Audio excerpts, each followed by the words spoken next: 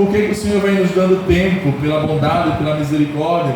Ele vai nos dando tempo de nós irmos nos ajustando, de irmos nos moldando, né, conforme Ele vai operando em nossa vida, quando permitimos que Ele faça isso. Mas se preferimos, se o homem prefere entregar o controle da sua vida ao príncipe deste mundo, ele logo tira das mãos de Deus o controle da sua vida e entrega para aquele que entra pela janela, e não por aquele que entra pela porta. Jesus disse: eu entro pela porta e bato, se alguém abrir a porta eu entro. Mas ele também disse que o ladrão não faz assim, o ladrão ele entra pela janela, tá? E ele não entra segundo a sua permissão, ele entra e termina arrasando tudo. Então, quando o homem permite isso, quando o homem aceita isso, entrega a sua vida na mão do ladrão. Não é isso, é o perigo. Mas, como igreja, nós precisamos ser corrigidos, ser disciplinados, sermos muitas vezes confrontados, né? Sempre, muitas vezes não, sempre nós somos confrontados com a palavra e precisamos ceder e deixarmos, ao invés de continuarmos presos aos nossos princípios, ao nosso próprio querer, à nossa própria vontade, nos entregarmos, nos sujeitarmos à vontade do Senhor, né? E é por isso que Ele nos corrige. Nós lemos um texto que Ele nos corrige, porque Ele nos ama. E nós vamos entender um pouquinho a importância da disciplina. Por quê? Porque é necessário a disciplina. Nós temos aqui pelo menos 3 pontos principais aqui que fala sobre a necessidade da disciplina, tá? Não é uma coisa que optativa, não é uma ação optativa. Pode existir, pode não existir. Não. A igreja que não tem disciplina é uma igreja que não corrige e que não considera os seus membros como filhos de Deus. Porque a Bíblia diz que os filhos são corrigidos pelos pais, e se não são corrigidos, logo não são filhos, mas são bastardos, né? Na tradução que foi lida, são filhos ilegítimos, né? Que é a mesma coisa, tá? Então, há necessidade. Então a disciplina não é uma opção, é uma necessidade diante do erro, tá? Diante do erro, há sim a necessidade da disciplina. É claro que a disciplina ela se aplica de diversas formas, né? De diversas maneiras, mas é necessário que seja aplicada. Pode ser de forma mais branda, pode ser de forma mais severa, mas é necessário que haja disciplina. A disciplina é necessária, tá? Não é opcional. O propósito da disciplina bíblica e as formas de disciplina bíblica, esses são os temas, os tópicos centrais, tá? Vamos falar sobre a necessidade da disciplina.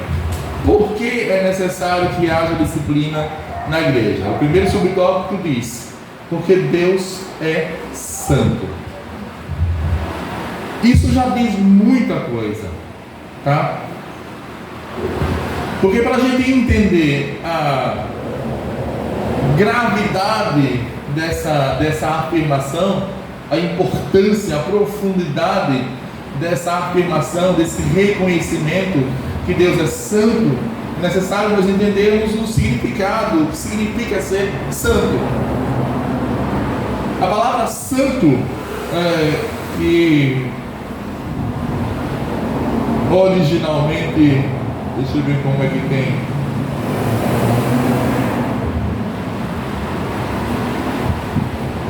Deixa eu ver se eu encontro.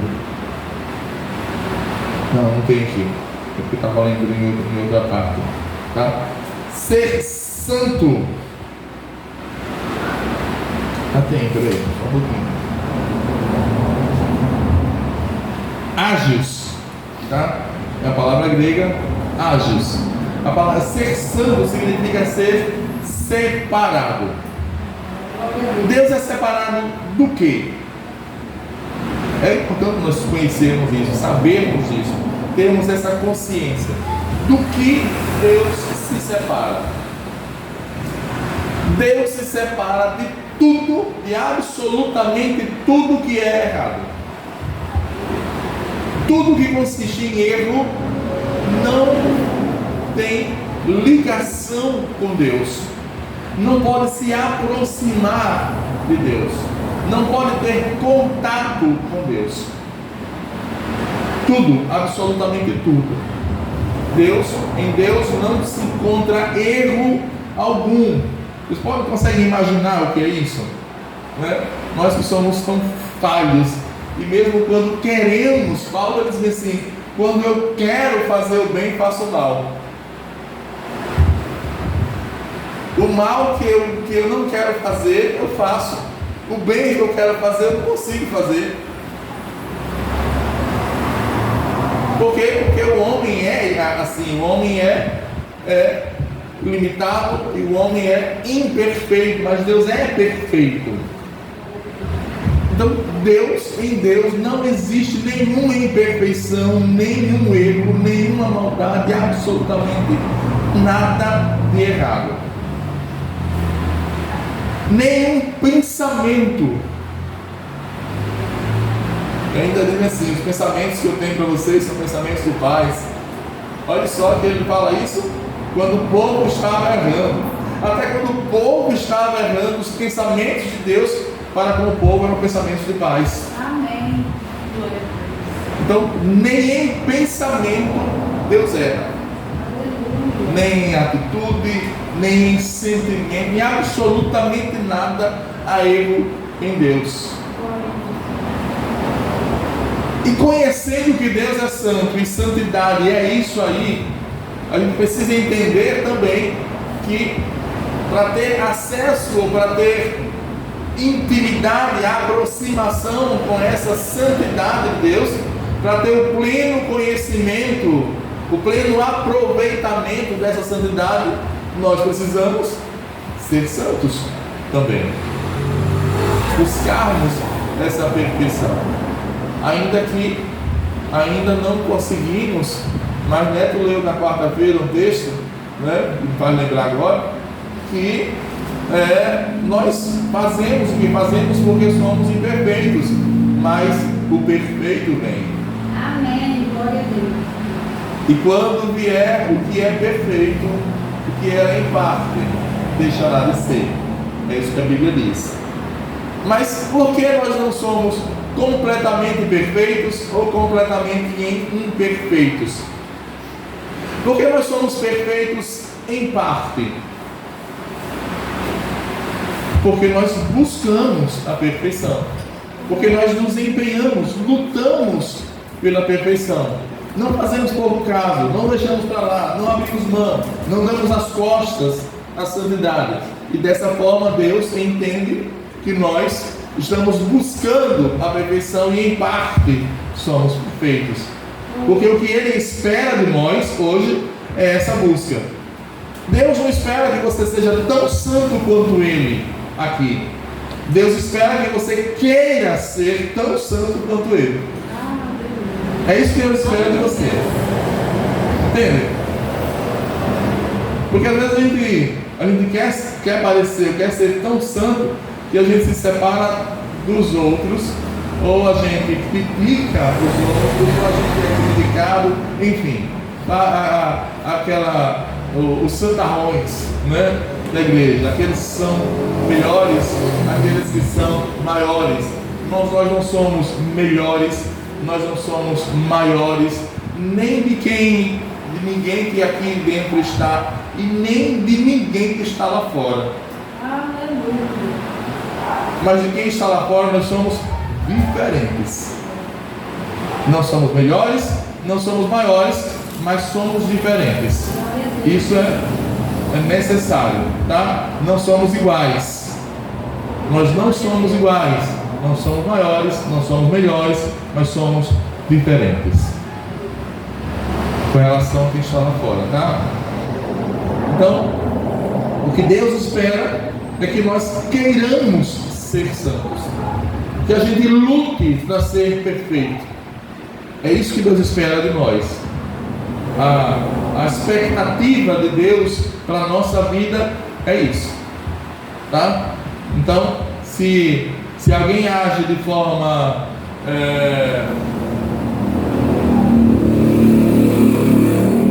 palavrinha que eu quis usar, eu não lembro.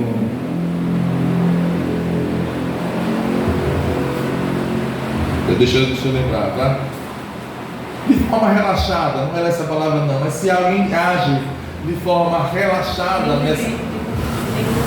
negligente, sempre é uma outra palavra que tem na minha cabeça, mas a idade não permite essa velocidade. Mas se a gente age de forma negligente, de forma relaxada quanto a essa busca, nós não estamos atendendo a expectativa de Deus. Eu vou orar de vez em quando, eu vou para a igreja quando der vontade, eu vou fazer alguma coisa quando der vontade. E aí isso é negligência, tá? E aí a gente não está atendendo a expectativa de Deus. A expectativa de Deus é que a gente encontre sempre alguém esforçado no propósito. E no que diz respeito à santidade, é algo que deve estar, que deve ser prioridade na vida do crente. Paulo diz assim, do próprio Deus, no Antigo Testamento, no Novo Testamento, de ser santo como eu sou santo, e também de ser santo como é santo aquele que o chamou. E Paulo escrevendo aos Gálatas, me parece que aos Gálatas, que ele diz que aos santos chamados para serem santos. Coríntios, né? Aos santos chamados para serem santos. Então Deus nos chamou para sermos santos. Por quê? Porque Ele é santo. Ser santo porque eu sou santo. Ser santo como é santo aquele que nos chamou. Tá? Paulo, apóstolo de Jesus Cristo, pela vontade de Deus, o irmão Timóteo, a igreja de Deus que está em Coríntios, e a todos os santos em toda a Acaia. Em outra oportunidade ele fala, né? Chamados para serem santos. Então, a necessidade da disciplina. Primeiro, porque Deus é santo. Tá? Segundo ponto, a igreja é santa. Primeiro Coríntios, né? E a gente vai falar um pouquinho sobre a carta aos Coríntios, e a gente vai entender que parece que existe uma discrepância entre essa saudação de Paulo e o estado da igreja. Né? Mas para entender qual era o objetivo de Paulo e qual era a visão de Paulo. Isso é interessante, né? A visão de Paulo. A igreja de Corinto não era a igreja perfeita, mas ele, nas duas cartas, ele endereçou as cartas aos santos, chamou de santo. E aí, ao longo da carta, ele vai desenrolando os problemas, vai revelando os problemas que aconteciam no meio dos santos. Tá? Então, no meio dos santos tem problemas. Tá? A igreja, Deus é santo e a igreja é santa. Quando eu falo igreja aqui, eu quero falar universal. Eu já falei diversas vezes, e eu quero falar assim, quando eu falo da igreja, eu falo a igreja de Cristo, a noiva de Cristo, tá? Aquela que está espalhada dentro de muitos templos, que muitas vezes está escondida no meio dos templos, escondida no meio dos crentes. Essa igreja, a igreja, aquela igreja de Cristo, ela é santa, precisa ser santa, porque o noivo é santo. Então a igreja, ela é santa. A Bíblia diz que Não lembro qual é o livro, eu sou péssimo, não sabe disso.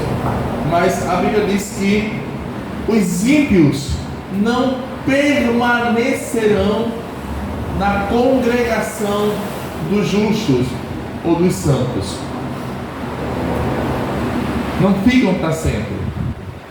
Chega um tempo em que os ímpios, ou aquele que pratica a impiedade, que pratica o pecado, que ama e pratica o pecado, tá? Vamos falar dessa forma. Praticar o pecado é praticar deliberadamente, continuamente o pecado. Não é esporadicamente como qualquer um de nós pode fazer, pode acontecer. E aí João lá fala, não pequeis, filhinhos, não pequeis, mas se pecardes, temos um advogado. Tá? É nesse pecado eventual, tá? Que não é deliberado, que não é proposital, que é um acidente de percurso. Tá? Na sua busca pela santidade, você está ali orando, você está jejuando, aí de repente vem alguém ali que lhe tira do sério, e você mesmo que não fala ou não passa, mas pensa alguma coisa errada, e você ficou. Tá? Mas o Espírito Santo que está dentro de você repreende, diz que não é bom, e você também ali em espírito, mesmo sem falar, ou sem fazer nada, você pode dizer, papai me perdoe, e é perdoado. Tá? Então é um pecado, um acidente de percurso, é desse tipo de pecado que João fala. Não pequeis, mas se pecardes, tendes um advogado. Amém. Mas quando a Bíblia fala que não continuará, não vai persistir o ímpio na congregação dos justos, no meio dos justos, quer dizer que um dia aquele que continuamente, que ama, que pratica o pecado continuamente, um dia ele vai ter que ser separado, ele vai ser retirado do meio dos santos. Vai haver essa separação. Por quê? Porque a igreja é santa. Não cabe a permanência do pecado no meio da igreja de Cristo. Isso eu falo de igreja de forma universal, e agora eu tenho que falar também de forma pessoal, individual, não é? Irmãos, são bem conscientes de cada um de nós. Você sendo parte da igreja, você é a igreja. Então o pecado ele não pode permanecer na sua vida. Não pode.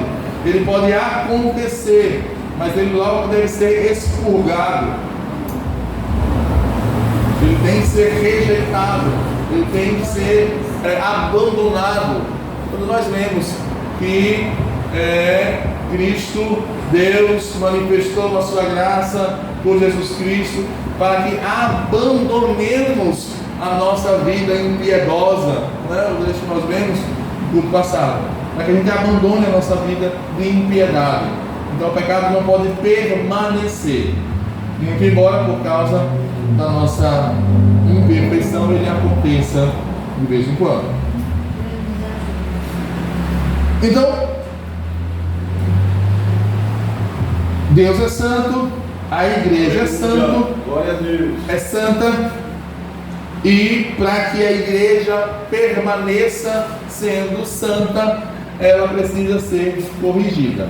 Porque a igreja santa, ela é constituída de pessoas imperfeitas.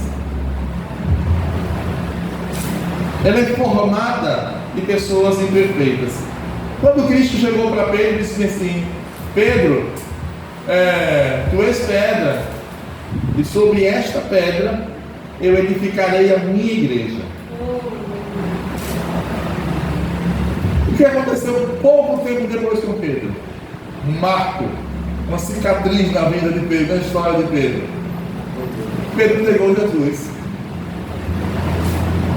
E Pedro disse que Pedro seria um precursor, um orientador, um líder da igreja. Era porque Pedro era santo? Porque Pedro era perfeito? Não. Pouco tempo depois Pedro negou Jesus 3 vezes. Tá? Mas a Bíblia diz que depois que Pedro negou Jesus 3 vezes, ele percebeu e chorou amargamente. Se ele pudesse voltar no tempo, depois, como a Bíblia fala, o tamanho era o ressentimento, o tamanho era a dor de Pedro, acredito que ele desejou que o tempo voltasse, e ainda que eu imagino assim, se mesmo que tivesse uma espada no meu pescoço, eu diria que sim, eu sou discípulo dele. Talvez fosse esse o desejo de Pedro naquela hora. Eu imagino que foi mais ou menos assim. Se eu pudesse voltar atrás. Se viesse alguém agora aqui e colocasse a espada no meu pescoço e perguntasse novamente, para eu dizer que sim. Mas passou. E Pedro teve que lidar com essa dor e se arrepender e foi perdoado. Tá?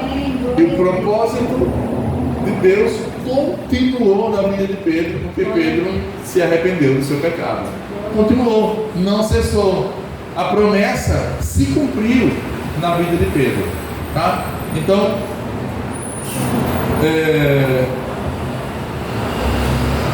Deus é santo, a igreja é santa, a igreja, cada um de nós somos santos nessa busca, por causa dessa busca, nós somos vistos como santos diante de Deus.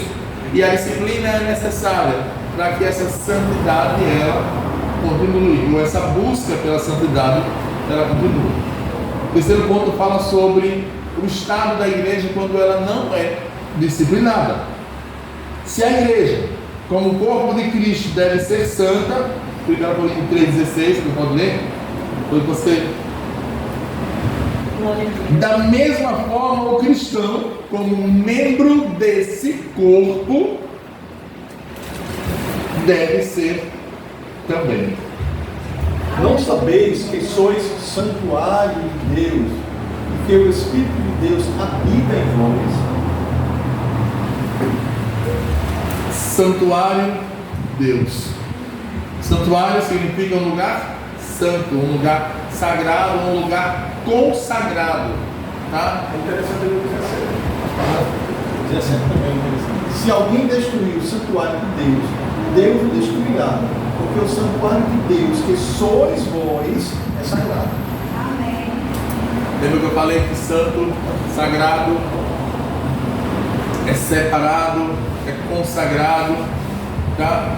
Nós somos um lugar, santuário significa um lugar consagrado a Deus, separado para Deus.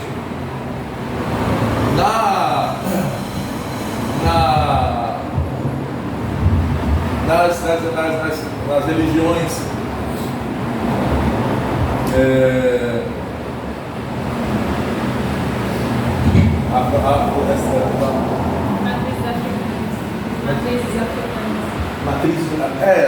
a matriz africana, né? Existe muita prática de induzir alguns praticantes a separarem ambientes da sua casa, tá? E consagrarem a determinados deuses, a determinadas entidades, vamos falar dessa forma, tá? Determinados espíritos como entidades. Então, são lugares que são separados na casa, consagrados, que recebem uma atenção diferenciada do restante da casa.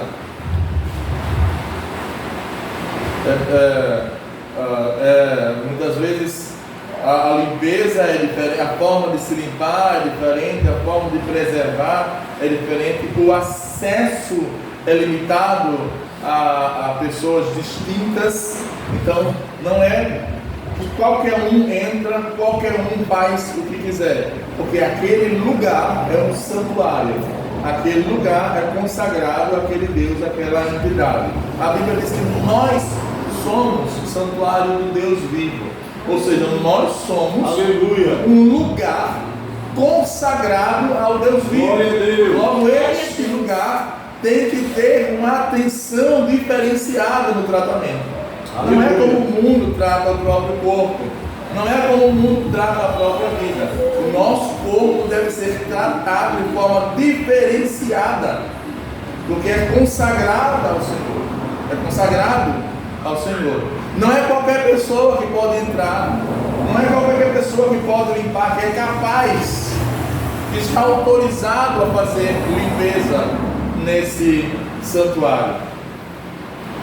Não. Como santuário de Deus, quem faz a limpeza é o Espírito Santo. Aleluia. Ele que faz a limpeza. Ele pega a vassoura, tá? E vai espanando e vai limpando o santuário de Deus. Então precisamos entender isso. Quando, se não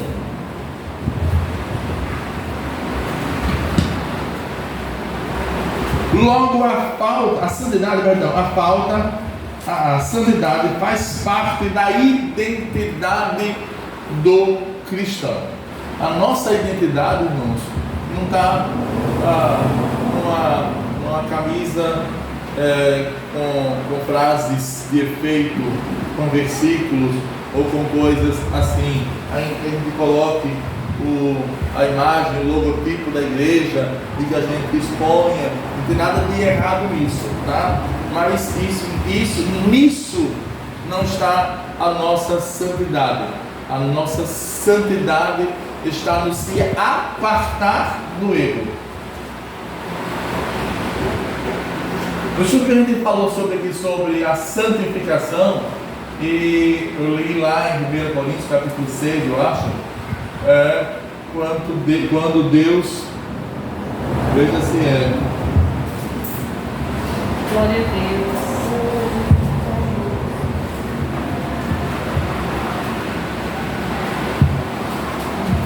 Deixa eu ver. Acaso não sabeis? Não, 6:19? Não, deixa eu ver. Pouco é santuário.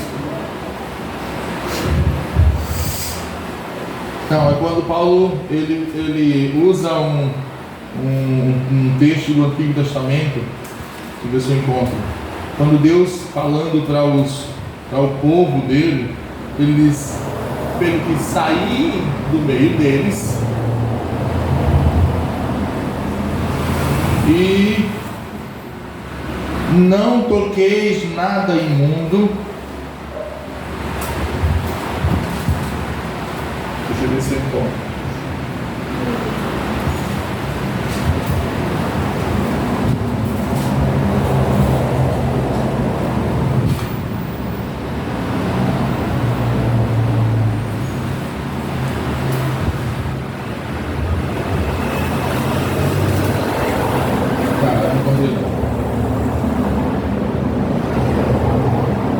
Paulo diz o seguinte: eu quero que saia do meio deles e arrependei-vos, e não toquei nada imundo, e eu vos receberei.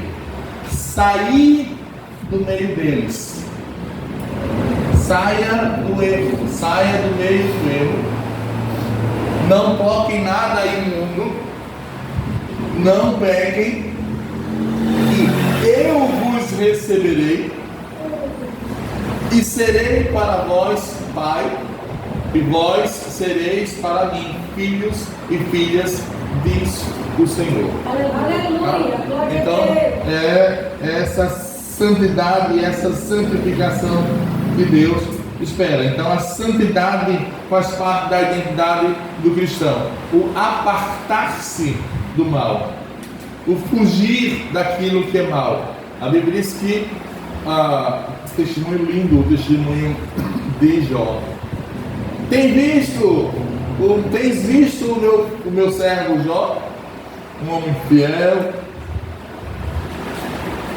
e que se aparta da aparência do mal. Então é daquilo até que parece que é errado, que você não tem certeza. Se você não tem certeza, por que você vai arriscar? Não tenho certeza, eu vou me separar, eu vou afastar, porque eu não tenho certeza. Não parece bom, não parece mal. Eu não sei se é bom, mas parece mal. Então por que eu vou arriscar?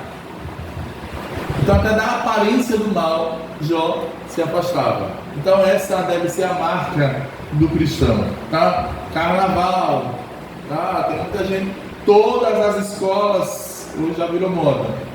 todas as escolas da capital fizeram seus bloquinhos, né?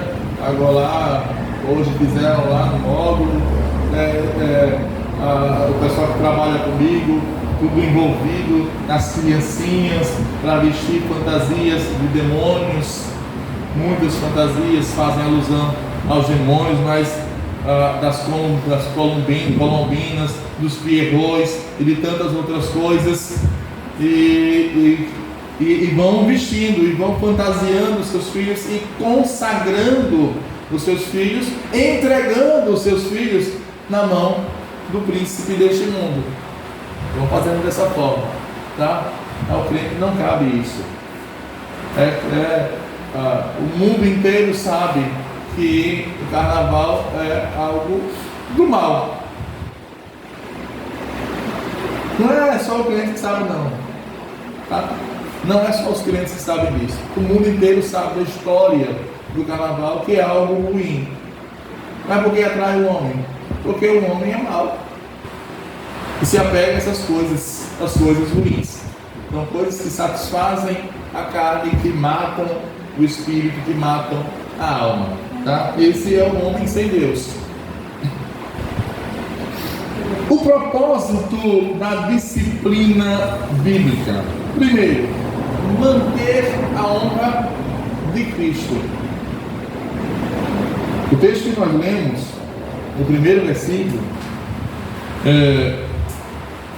não vem da lição, mas eu optei por ler o primeiro versículo, porque ele diz assim: visto que nós também estamos rodeados de tão grande nuvem de testemunhas, deixemos todo o embaraço e o pecado que tão de perto nos rodeia e corramos com perseverança a carreira que nos está proposta. Existem muitas interpretações para essas testemunhas. Alguns interpretam que essas testemunhas são os anjos. Alguns interpretam que essas testemunhas são as pessoas, sim, que nos veem, que nos olham, que conhecem, que nos conhecem, que julgam o nosso proceder o tempo inteiro. Tá? Aquela menina é tão comportada, aquela menina é azeda, aquela menina é tão boazinha, aquela menina é virada no raio, aquele menino é um menino tão quietinho, aquele menino é complicado. E aí vai por diante. Tá? Enquanto um está achando que assim, aquela menina é uma benção, outra menina na cara é uma piriguete. A gente vai ter pessoas que estão olhando para a gente de diversos ângulos. Por quê? Porque é uma nuvem de testemunha muito grande, não é um ou dois. Nós estamos rodeados de uma grande nuvem de testemunha. Tá? Logo, se professamos que somos crentes, temos que fazer jus àquilo que falamos. Seja o falar, o seu falar, sim, sim, não, não. E o que passar disso, seja de procedência maligna. É o que a Bíblia fala. O que é sim, sim, não, não? Quer dizer que aquilo que você diz sim agora, amanhã, quando alguém vier lhe falar, ou lhe fazer uma proposta, ou de outra forma, você vai dizer sim. E aquilo que você disser não, amanhã, depois de amanhã, quando alguém vier lhe fazer uma outra apresentação, você continue dizendo não. Porque você disse sim pelo Senhor, você vai dizer não pelo Senhor, você vai continuar dizendo sim, vai continuar dizendo não pelo Senhor. Aleluia. Então, porque nós somos rodeados de uma grande nuvem de testemunha e eles julgam o que nós fazemos pelo que nós falamos, fazem essa comparação. E aí, irmãos, muitos de nós somos reprovados, né? Muitos de nós somos reprovados. Então, e aí o pior é o seguinte: